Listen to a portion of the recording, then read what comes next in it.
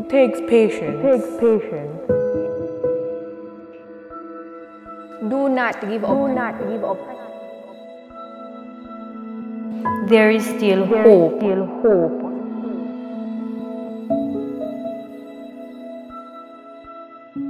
One in 88 children will be diagnosed with autism. Autism is a developmental condition that impacts how a person communicates and sees the world around them. Meet Joel, a brilliant 8-year-old who is one of many Jamaican children on the autism spectrum. Such rejoicing in the land the king give rich rewards to the other brother who would not take any of them for himself.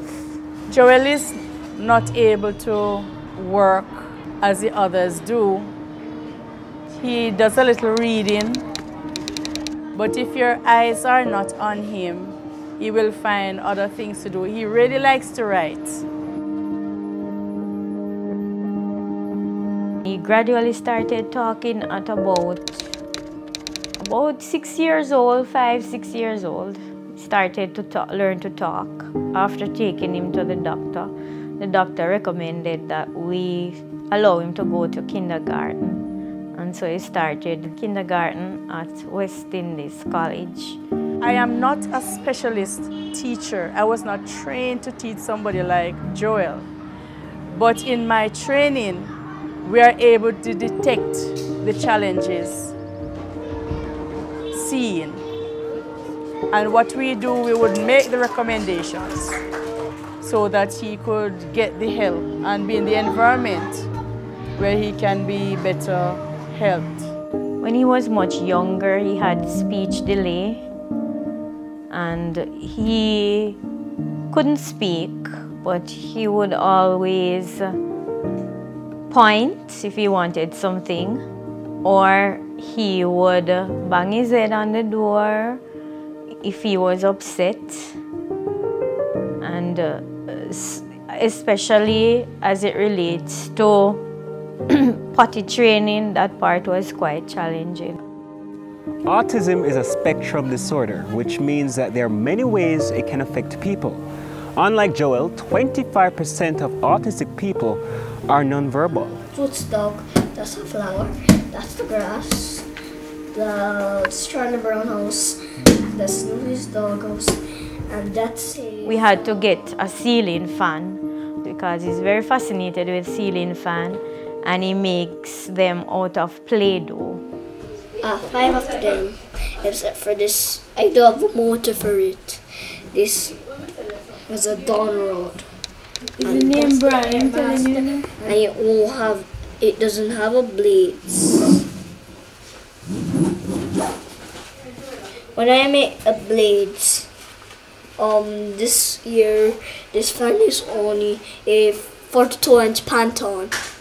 And I hung it up there and under here, but I still need some blades for it. And it not working. Yeah, don't look. You just have to wait. It takes patience to deal with someone with it. It's a lot of patience, but it's manageable. It's nothing too hard. If we go in supermarkets, he won't stay with us. And if we go in Mandeville Town, he will just run up and down. Sometimes you can't even find him. That's one of the differences. Like with other children, they always stick by the parents or the siblings, but with him, he always runs and goes away, and sometimes we just can't deal with it. It's so much to manage, because sometimes we want to go somewhere, but we can't find Joel in the supermarket. He's gone. Catch it now. Catch it. Catch it. Yeah. With the rising number of autism cases in Jamaica, what are individuals and NGOs doing to assist affected families? The Maya Chang Autism and Disabilities Foundation was started in 2008 And it began on the back end of my family, my husband, my ex-husband and I getting a diagnosis for our youngest son for autism. He was 3 years old, going on 4 at the time. And I was working with CVM Television as a broadcast journalist.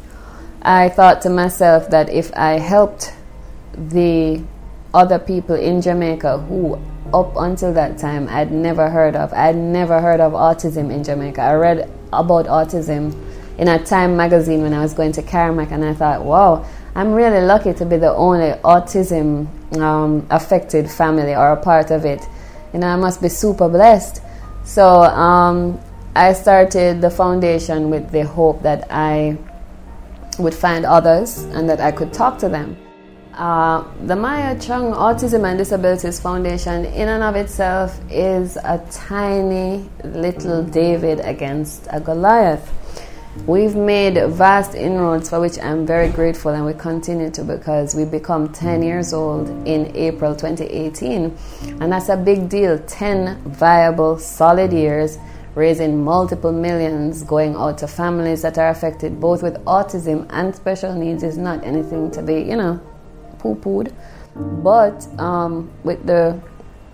with the increase in diagnostic facilities and this raft of kids coming out from these new millennial parents and the millennial generation, this one bag of picnic with autism, we're going to deal with it because it's not a foundation issue. I have been calling for more intervention, and I'm not satisfied with what pertains.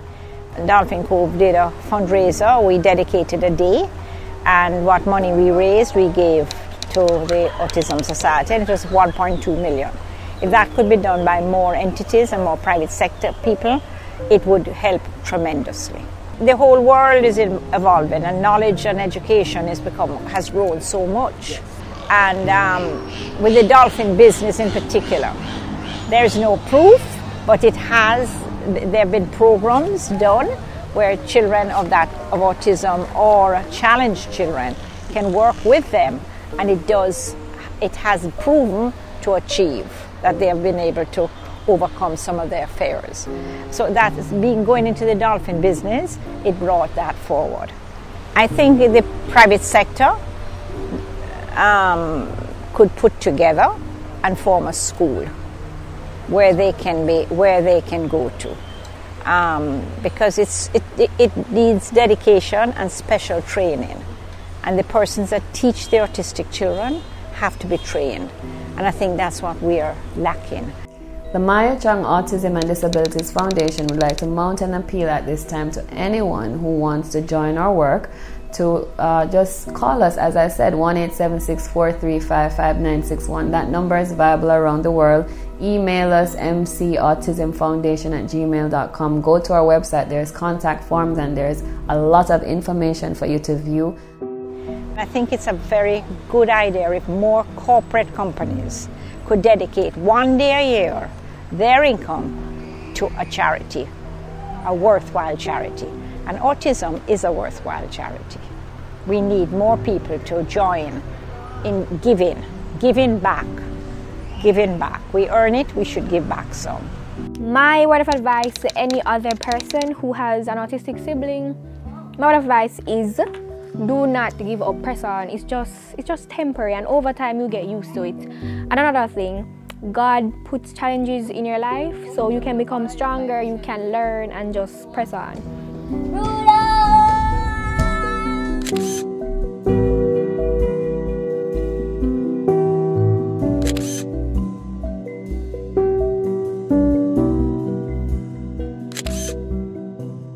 I just want to encourage parents out there who are going through a challenging time, having children who are autistic, that they shouldn't give up. There is still hope. Once you believe in God, ask the Lord to give you the patience and the tolerance. Every child with autism has unique symptoms and abilities. We must ensure that our schools, homes, and communities are equipped with the right information and tools. We have to effectively help those who are autistic through their journey. so they can ultimately triumph over their struggles. How are you planning to help?